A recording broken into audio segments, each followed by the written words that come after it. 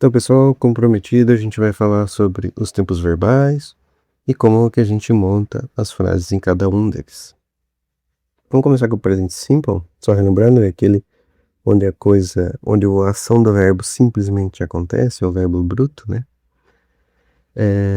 A gente vai pegar o sujeito, lembrando o sujeito é quem faz a ação do verbo, né? Lembra que o verbo é aquela palavra que denota a ação ou o estado, na maioria das vezes.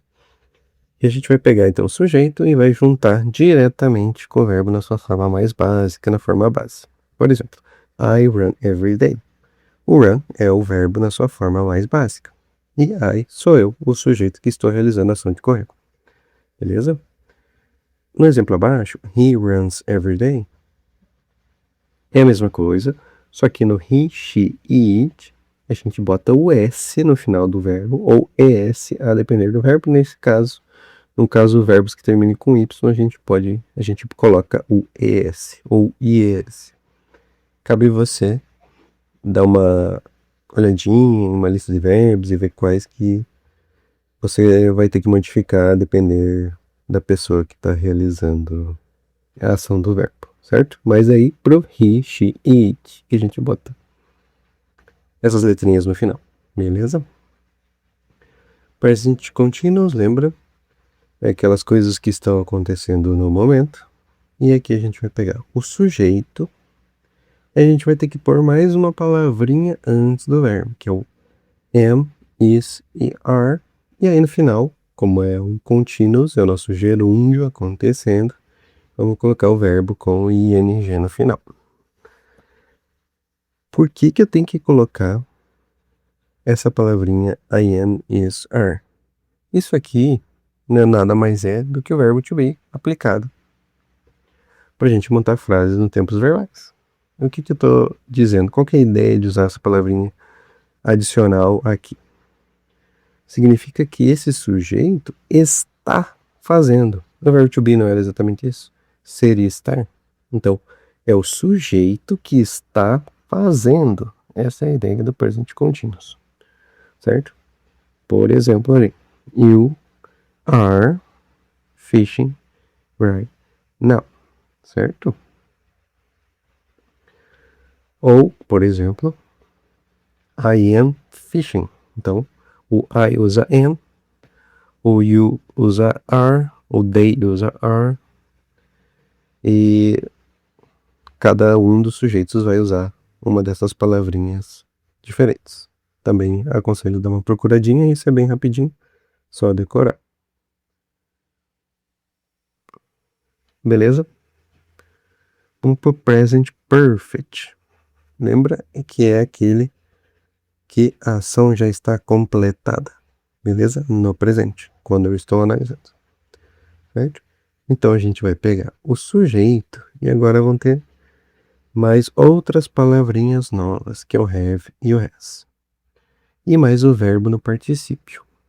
Vamos relembrar aqui que o particípio é aquela quando o verbo fica com aquele sufixo, com aquele finalzinho ido, ado ou edo. Tá. Qual que é a ideia principal aqui? É como essa ação já está completada e o have e o has, eles têm, numa tradução literal, essa ideia de ter, uma noção de ter. É como se a pessoa tivesse tido completado. Essa aqui é a ideia aqui. Então, o sujeito teve completado, se é que eu posso dizer assim, mas essa ação no passado. Por exemplo, they have written the article. Eles escreveram o artigo. Mas assim, é como se eles tivessem tido escrito. Essa que é a ideia, e por isso que você usa o have e has, que dá essa noção de ter. Então, ou por exemplo, she has lived in Chicago. Ela teve vivido em Chicago, entre muitas aspas, mas seria essa ideia. Então, essa pessoa, esse sujeito, teve uma ação completada no passado, mas analisando no presente ela está completa, ok? E O, os sujeitos I, you, we e they vão usar have. E o has é só pro he, she, it. Beleza? Agora o present perfect continuous. Então, é o sujeito, o have, has, igual a gente usou antes, mas a gente vai ter que usar obrigatoriamente a palavrinha been, mais o verbo ing, porque é continuous. Beleza? Então, relembrando, o present perfect continuous é aquela ação que começou no passado e continua acontecendo nesse presente momento. A ideia aqui de usar o have, has e o been juntos é como se fosse assim, eu tenho estado fazendo essa coisa. Então, eu tenho estado, então eu tenho desde o passado, estar fazendo essa coisa até o presente momento. É uma ideia de continuidade. Por exemplo, they have been waiting for the bus since 8 a.m. Então, eles estavam esperando pelo ônibus desde as 8 da manhã.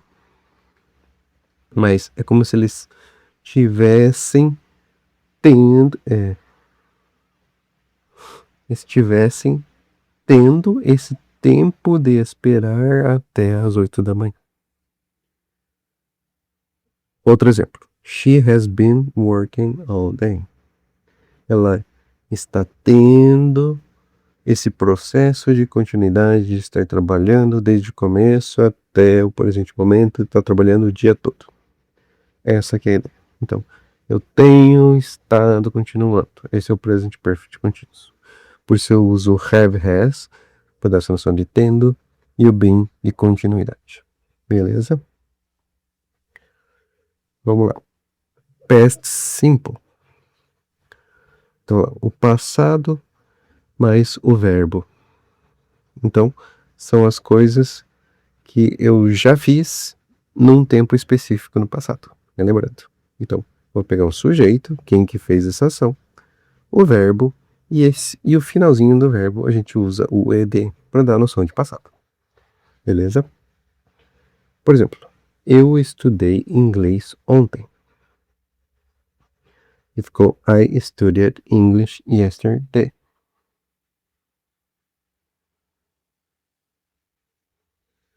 She visited her grandmother last weekend. Então, ela visitou sua avó na última semana. Então, lembra? Aqui eu especifico o tempo que aconteceu a ação. E eu uso o ed, como a gente viu nos exemplos, no final do verbo. Então, é só o sujeito fez o verbo. É como se eu estivesse falando assim em português. Eu estudei, eu visitei, eu não preciso de uma palavrinha entre o sujeito e o verbo. Ela correu, ela visitou, ela caiu, por exemplo. Entende? Essa que é a ideia.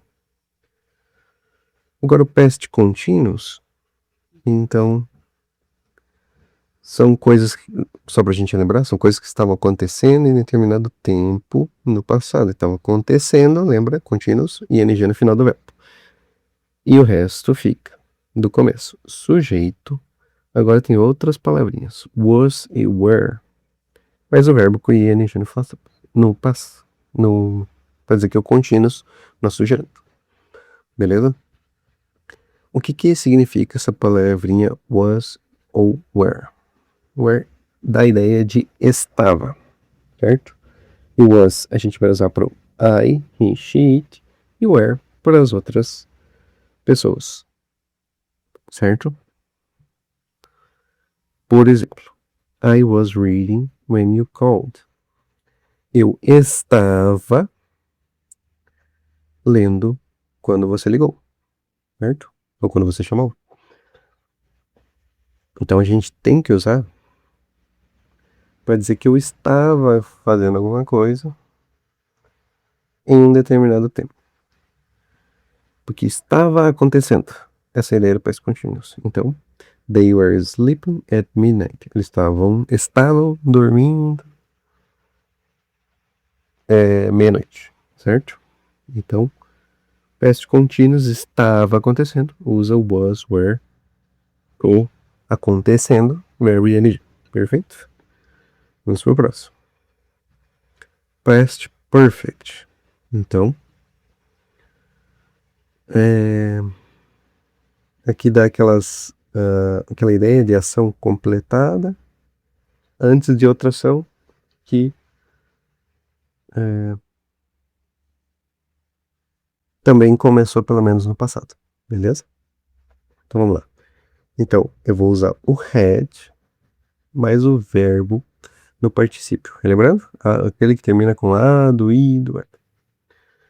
Qualquer ideia aqui. Eu vou usar o meu sujeito. Vou usar o had. Agora o had para todas as pessoas, independente. E eu vou fazer I. O sujeito, ele tinha. O had aqui a gente usa como uma ideia, ele tinha. Então, I had finished. Veja que o verbo está no particípio. My homework before dinner. Então, eu tinha terminado minha lição de casa antes do jantar. She had left when we arrived. Ela já tinha ido quando nós chegamos. Beleza? Past Perfect Continuous. Então, lembrando, é aquele que enfatiza a duração antes de outra ação no passado. Agora, percebam. No outro Perfect Continuous, a gente usou o been para dar a ideia dessa coisa de continuidade, de duração, de um processo que acontece por um certo período. E aqui a gente vai usar o sujeito, o had been, mais o verbo com ing no final, porque é contínuo. Então, por exemplo, I had been waiting for an hour before the bus arrived. Eu estava esperando por 1 hora antes do ônibus chegar. Veja, enfatizando a duração antes de outra ação que começou no passado também, que foi o ônibus chegar.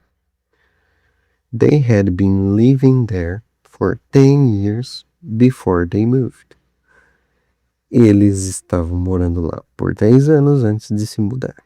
Então, aqui a ideia é que eu estava acontecendo antes de uma outra ação que começou no passado.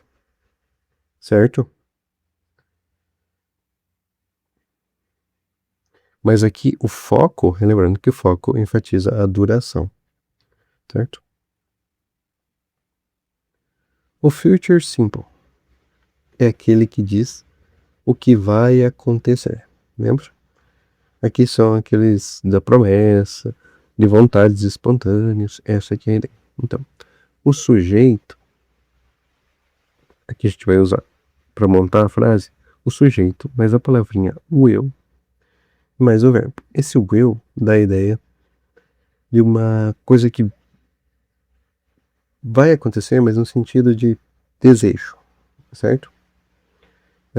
Não é uma coisa necessariamente planejada ou planejada há muito tempo. Então, uma coisa que você acredita que vai acontecer, certo? Por exemplo, he will cut. Ele vai cortar.